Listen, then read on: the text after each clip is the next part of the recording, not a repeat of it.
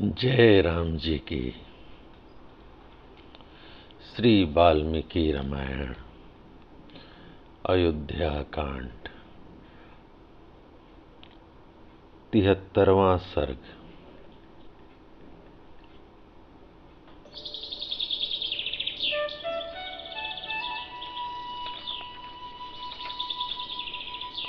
भरत का कैकेयी को धिक्कारना और उसके प्रति महान रोष प्रकट करना।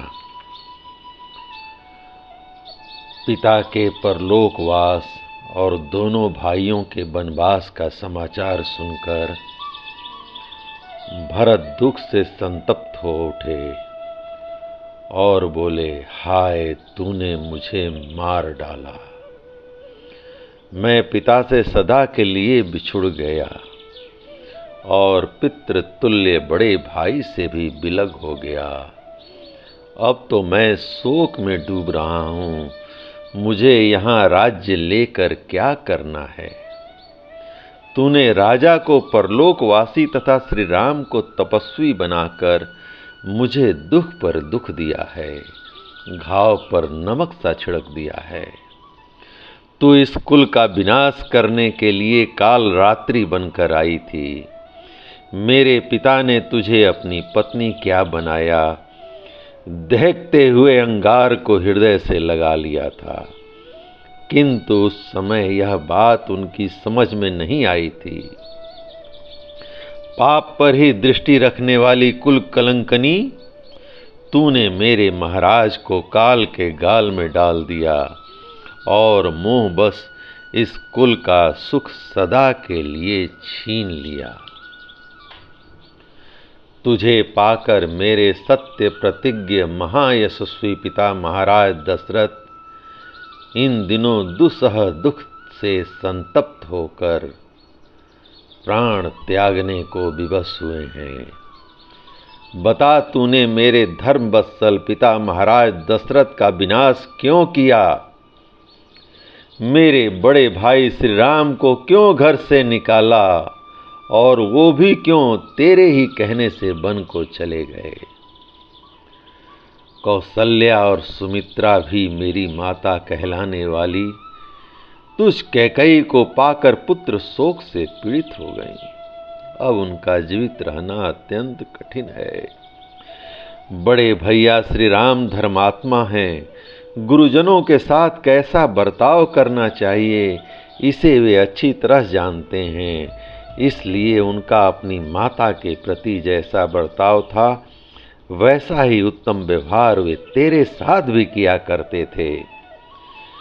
मेरी बड़ी माता कौसल्या भी बड़ी दूरदर्शनी हैं।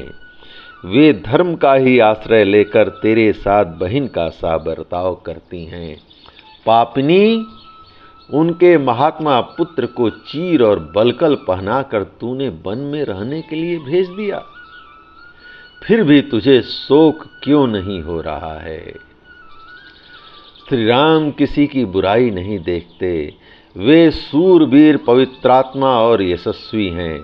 उन्हें चीर पहनाकर वनवास दे देने में तू कौन सा लाभ देख रही है?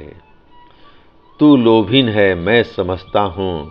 इसलिए तुझे यह पता नहीं है कि मेरा श्री रामचंद्र जी के प्रति कैसा भाव है। तभी तूने राज्य के लिए यह महान अनर्थ कर डाला है। मैं पुरुष सिंह श्री राम और लक्ष्मण को न देखकर किस शक्ति के प्रभाव से इस राज्य की रक्षा कर सकता हूँ? मेरे बल तो मेरे भाई ही हैं।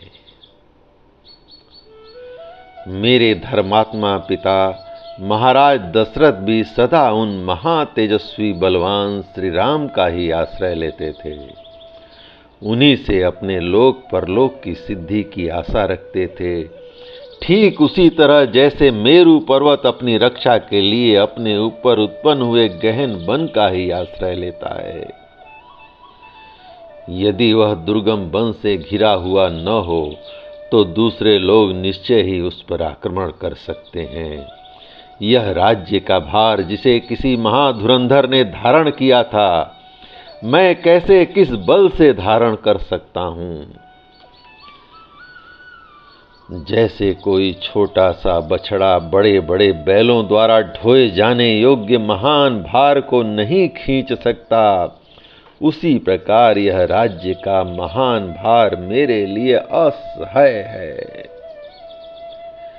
अथवा नाना प्रकार के उपायों तथा बुद्धि बल से मुझ में राज्य के भरण पोषण की शक्ति हो, तो भी केवल अपने बेटे के लिए राज्य चाहने वाली तुझ कैकई की मनः कामना पूरी नहीं होने दूंगा।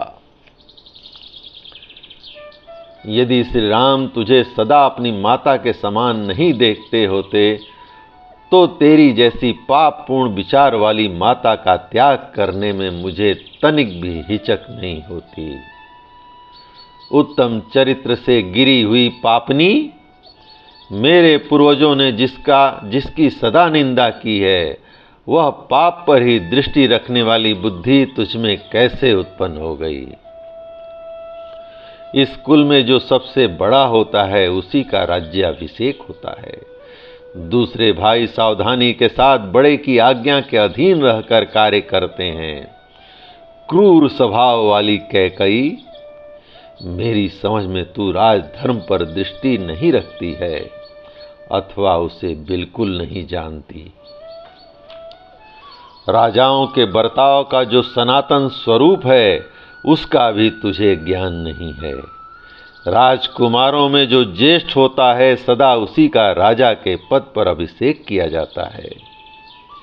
सभी राजाओं के यहाँ समान रूप से इस नियम का पालन होता है। इक्ष्वाकु वंशी नरेशों के कुल में इसका विशेष आदर है।